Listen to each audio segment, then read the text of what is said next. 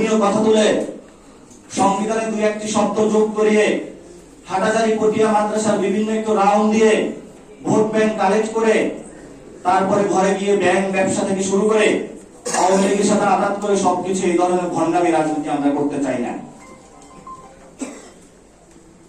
2001-এ বিএনপির যে প্রতিশ্রুতি ছিল সেখানে তারা বলেছিল, তাদের যে সংস্কারের মিশন তারা দেখিয়েছিল যে নারীদেরকে ডিরেক্ট তারা পার্লামেন্টে নিয়ে যাবে ডিরেক্ট ভোটের মাধ্যমে।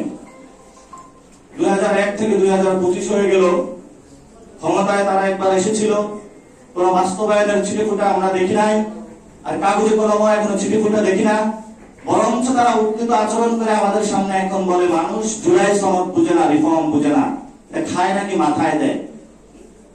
এইসব যারা বুঝে না, বর্তমান যুগের সাথে যারা তাল মিলিয়ে চলতে পারে না, আমরা তাদেরকে বলবো আপনাদের রিটায়ারমেন্টের সুযোগ চলে এসেছে, সসম্মানে বিদায় হন।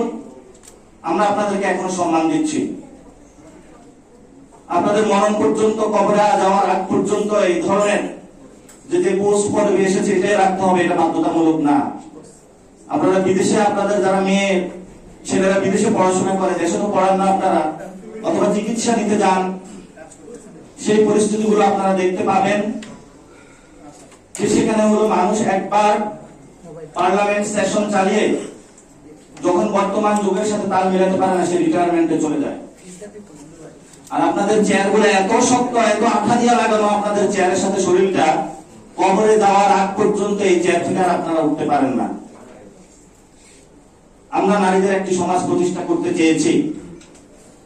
আমার একটি বোন যখন রাতে রাস্তায় বের হয়, তার নিরাপত্তা আছে কিনা সেটা আমরা জানি না, অথচ এই মায়েরা এবং মেয়েগুলো গণ অভ্যুত্থানে ওই জীবন বাজি রেখে সামনে দাঁড়িয়েছিল।